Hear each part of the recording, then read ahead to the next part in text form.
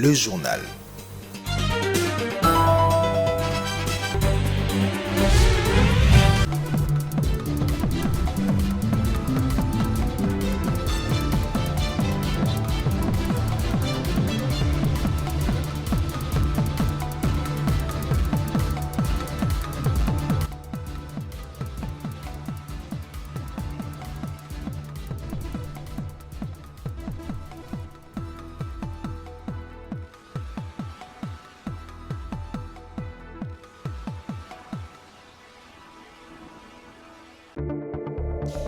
Les énarques finalistes de la 7e et 8e promotion ont été honorés ce samedi par la présence du chef de l'État lors de la double cérémonie de clôture et ouverture de 2 promotions. Parmi les faits marquants, le chef de l'État a remis les certificats aux lauréats.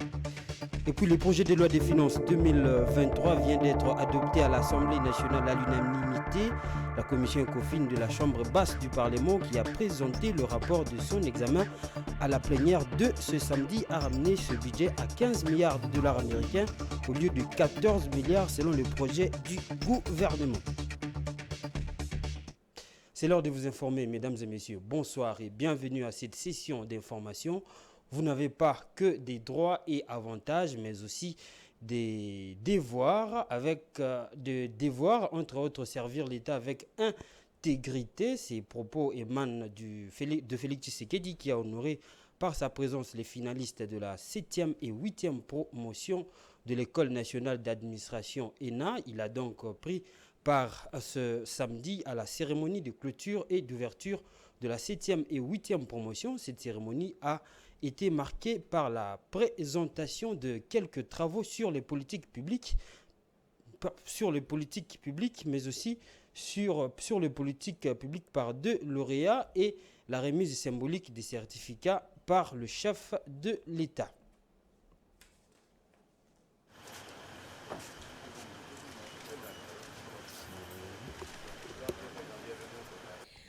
Ils sont au total 97 lauréats de la 7e promotion de l'École nationale de l'administration ENA. Ces jeunes cadres de l'administration publique, dont l'âge varie entre 25 et 35 ans, ont reçu une formation pratique de haut niveau, une remise à niveau qui vient matérialiser la mise en œuvre de la réforme de l'administration publique suivant la vision du chef de l'État Félix-Antoine Tshisekedi Tshilombo qui tient à relever le niveau des cadres et agents de l'administration publique à la hauteur de ce pays continent. Motif de fierté et de satisfaction pour le vice-premier ministre, ministre de la fonction publique, modernisation de l'administration publique et de l'innovation du service public. Jean-Pierre Liaou s'est dit honoré par la présence du chef de l'État venu présider personnellement cette double cérémonie consacrée à la clôture de la 7e promotion et à l'ouverture de la 8e promotion de cette école professionnelle. Lors de notre avènement à la tête du ministère de la fonction publique, vous nous aviez fixé un cap et des assignations précises. Et parmi ces assignations, les rajeunissements de l'administration occupent une place de premier plan. Vous aviez avec insistance indiqué que ces rajeunissements, vous les vouliez de qualité et ouverts à tous les jeunes de la République. C'est ce que nous sommes en train aujourd'hui de mettre en mouvement. Dans cette mission, Excellence, l'architecte, c'est vous. Le Premier ministre en est l'ingénieur. Le président des chambres et les parlementaires surveillent. Moi, à l'instar d'autres membres du gouvernement, je ne suis qu'un maçon, dévoué et déterminé à matérialiser les plans conçus par l'architecte en chef. 125 des 600 étudiants déjà formés par l'ENA ont été affectés dans les différents services de l'administration publique.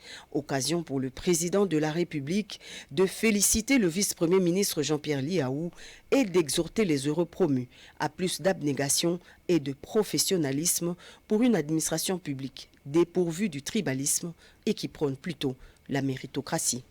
L'École nationale d'administration se doit en effet de demeurer cet instrument précieux mis à la disposition du gouvernement pour l'accompagner dans son action en lui fournissant des ressources humaines de haut niveau nécessaires à la conception, à l'élaboration, à la mise en œuvre, au suivi et à l'évaluation des politiques publiques. Chers lauréats, je voudrais profiter de cette tribune pour encourager plutôt le vice-premier ministre en charge de la fonction publique qui vous a d'ores et déjà admis sous statut en vous octroyant chacun un numéro matricule en qualité d'administrateur civil, d'être aussi parvenu à vous trouver plus de 125 postes d'affectation. Les fonctionnaires que vous êtes devenus aujourd'hui ne disposez pas uniquement que de droits. Vous avez également des devoirs. Je voudrais ici faire appel à votre sens élevé de responsabilité en sachant que les droits et avantages qui vous sont accordés impliquent en contrepartie l'obligation d'honorer votre engagement qui est celui de servir l'État avec intégrité, compétence et patriotisme. Créée depuis 2014, l'ENA, École nationale d'administration, assure chaque année la formation d'une centaine de jeunes Congolais sortis fraîchement des universités et institutions d'enseignement universitaire pour les convertir en futurs hauts fonctionnaires au sein de l'administration publique congolaise.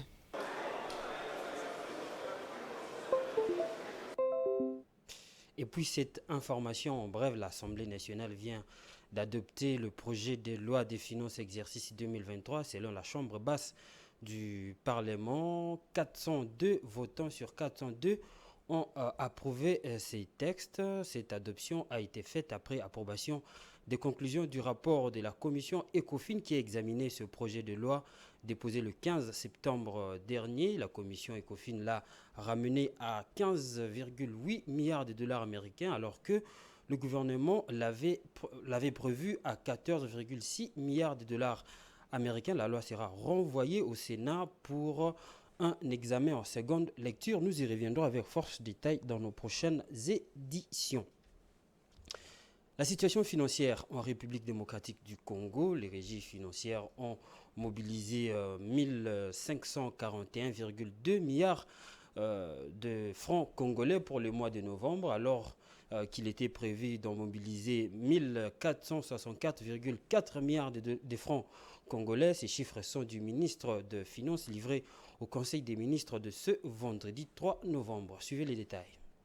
La situation des finances publiques en République démocratique du Congo se porte bien. Le pays continue dans la logique de réalisation des performances économiques dans la mobilisation des recettes. Ces chiffres de 1541,2 milliards de francs congolais mobilisés en novembre 2022 représentent un taux de réalisation de 105% par rapport aux prévisions de 1467,4 milliards de francs congolais. Ce qui revient aussi à dire que les régies financières poursuivent leurs efforts dans la mobilisation des fonds publics dans une perspective d'atteindre leurs assignations, non seulement mensuelles, mais aussi de tout l'exercice 2022 et pourquoi pas les dépasser. Le niveau de mobilisation par régie financière se présente comme suit. La Direction générale des impôts a mobilisé 1009,9 milliards de francs congolais, soit 125% sur les prévisions de 806,8 milliards de francs congolais. La Direction générale de douane et accises a mobilisé 344 milliards de francs congolais, soit 88% sur les prévisions de 390 milliards de francs congolais. La Direction générale de recettes administratives, domaniales, judiciaires et des participations des GERAD a collecté 187,3 milliards de francs congolais, soit 69% de ces prévisions arrêtées à 207,7 milliards de francs congolais. Il faut noter que du 1er janvier au 30 novembre 2022, les recettes de l'État sont de l'ordre de 17 424,5 milliards de francs congolais, ce qui représente 127% de réalisation par rapport aux prévisions de janvier à novembre de l'année en cours, attendues à 13 680 milliards de francs congolais et 118% de réalisation par rapport aux prévisions annuelles de 14 790,9 milliards de francs congolais. On va changer de chapitre à présent face à la crise socio-politique et sécuritaire que traverse la RDC. La cohésion et l'unité nationale s'imposent et se présentent comme l'unique voie de sortie. Voilà ce que soutient le président du CNSA qui a rencontré cette semaine les responsables de l'ECC afin de réfléchir ensemble sur des solutions à apporter à cette crise. Jojo Moulamba pour les détails. L'heure est à la cohésion nationale pour mettre un terme aux multiples crises qui constituent un frein pour le développement du pays. Le président du CNSA est allé à la rencontre des responsables de l'ECC pour solliciter leur implication dans la recherche de la paix et l'unité nationale. Après échange, l'ECC s'est dit prête à s'inscrire dans cette dynamique. L'Église est disposée et nous venons d'avoir d'ailleurs des très sages conseils du président de l'ECC.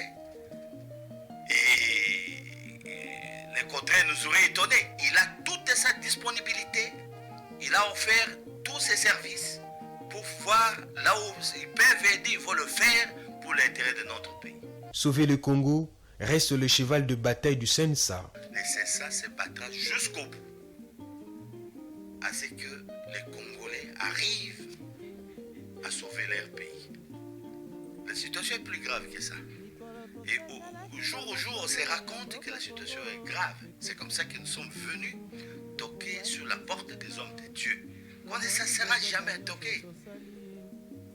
Pour qu'enfin, on arrive à trouver des solutions sur le problème de l'État. On arrive à trouver des solutions sur le problème du pays.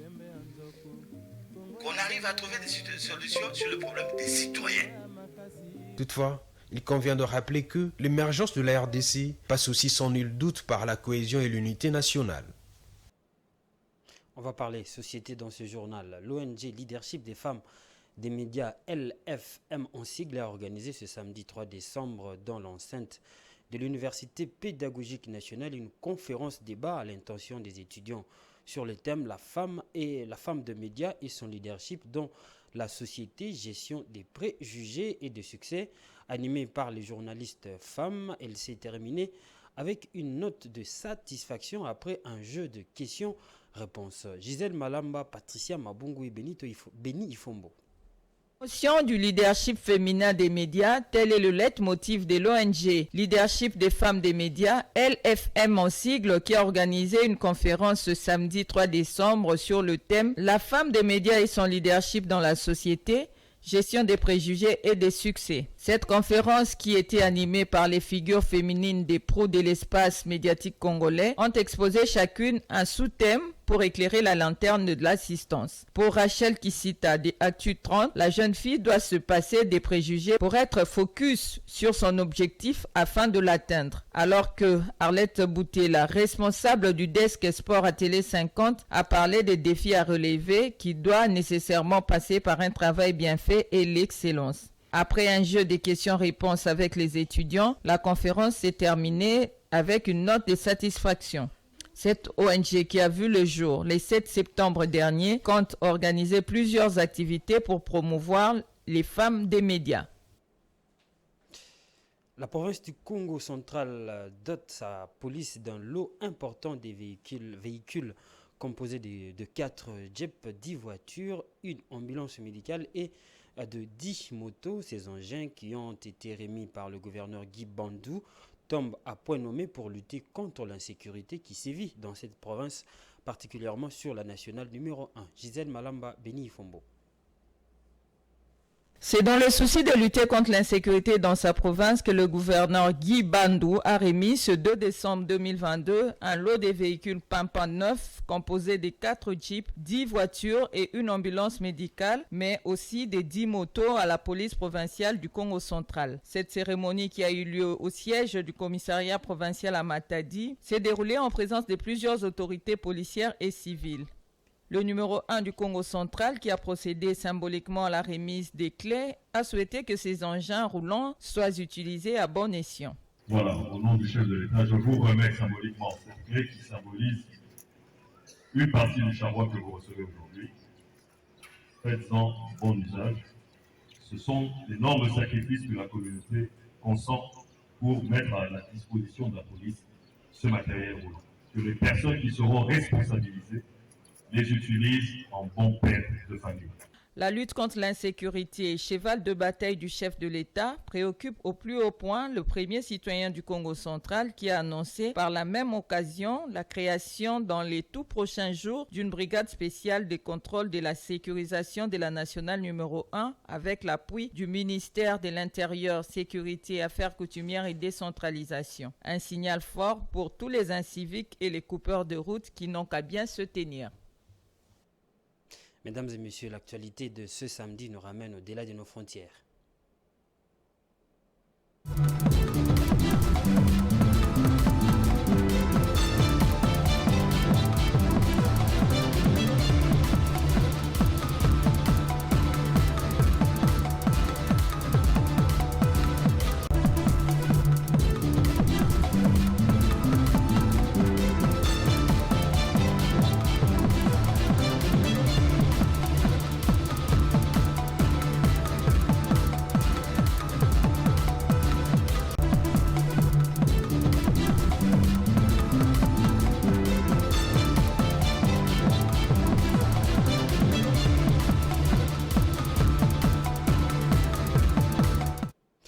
Au Maroc, le Programme national pour l'approvisionnement en eau potable et irrigation PNAIP bénéficiera d'une enveloppe de 150 milliards de dirhams marocains, soit 14 milliards de dollars américains contre 115 milliards de dirhams marocains, soit 11 milliards de dollars américains précédemment, annonce faite cette semaine par le gouvernement à la suite de la réunion du comité de pilotage du dit programme. Jojo Moulamba.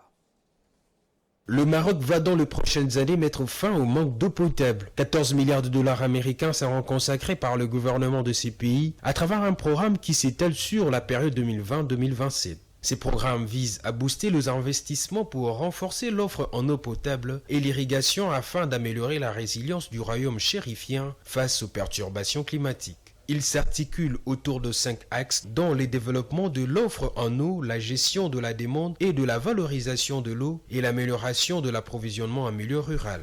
Selon le communiqué rendu public par les autorités marocaines, la sécurité hydrique est un défi que le gouvernement de ces pays s'efforce de relever pour éliminer le stress hydrique que connaissent ces pays en raison des années successives de sécheresse et de la rareté de ressources en eau de surface et des aquifères. Selon les données de la Banque mondiale, la part de ressources en eau disponible par habitant au Maroc a chuté de 2560 m3 à 620 m3 entre 1960 et 2020, un niveau en dessous de la moyenne recommandée de 1000 m3. L'institution financière de Bretton Woods estime d'ailleurs que ces niveaux pourraient encore diminuer d'ici 2050 pour atteindre 500 m3 par habitant, rapprochant ainsi le royaume chérifien du seuil international de pénurie extrême d'eau. Et puis, la transition énergétique nécessite d'extraire des quantités importantes de cuivre pour décarboniser la production d'énergie et les transports notamment. Au rythme actuel, la production du métal jaune pourrait néanmoins ne pas suffire à satisfaire ces besoins. 8 millions pourront donc manquer d'ici 2032. Jojo Moulamba pour les détails. L'excédent attendu à court terme sur le marché du cuivre avec les nouvelles mines en République démocratique du Congo et au Chili cédera bientôt la place à un déficit important. C'est du moins l'estimation faite il y a quelques jours par le responsable de Codelco au cours de l'Asia Copper Week à Singapour. Ces dirigeants estiment que ce déficit atteindra 8 millions de tonnes dans une décennie car la demande augmentera beaucoup plus vite que l'offre. Les besoins liés à la transition énergétique feront en effet passer la demande à 31 millions de tonnes par an d'ici 2032, contre 25 millions de tonnes en moyenne actuellement. Si les projets miniers ne sont pas mis en service, le déséquilibre entre l'offre et la demande commencera à être remarqué au cours de la seconde moitié de cette décennie en 2026, explique-t-il. Pour rappel, Codelco n'est pas le premier à s'exprimer sur les sujets et certaines prévisions vont jusqu'à 10 millions de tonnes de déficit d'ici 2030. Pour autant, plusieurs contraintes bloquent le développement rapide de nouveaux projets, en l'occurrence les restrictions écologiques ou encore la crainte de compagnies d'engager d'importantes dépenses en exploration pour des résultats à long terme pas toujours positifs. C'est avec cette information sur le cuivre que nous allons nous séparer. Je vous rappelle les titres. Les énarques finalistes de la 7e et 8e promotion ont été honorés ce samedi par la présence du chef de l'État lors de la double cérémonie de clôture et ouverture des deux promotions. Parmi les faits marquants, le chef de l'État a remis les certificats aux lauréats. Et puis, le projet de loi des finances 2023 vient d'être adopté à l'Assemblée nationale à l'unanimité. La commission ECOFIN de la Chambre basse du Parlement qui a présenté le rapport de son examen à la plénière de ce samedi a ramené ce budget à 15 milliards de dollars américains au lieu de 14 milliards selon le projet du gouvernement. Ce journal est complètement terminé. Merci de l'avoir suivi. Bon week-end chez vous.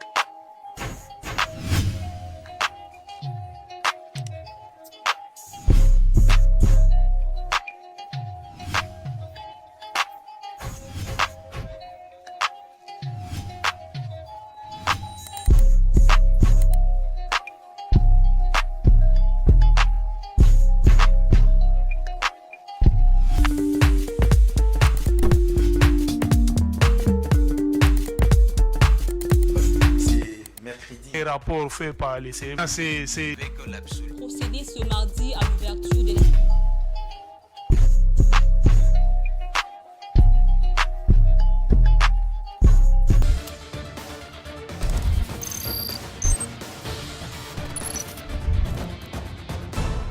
Géopolis Télévision dans les profondeurs.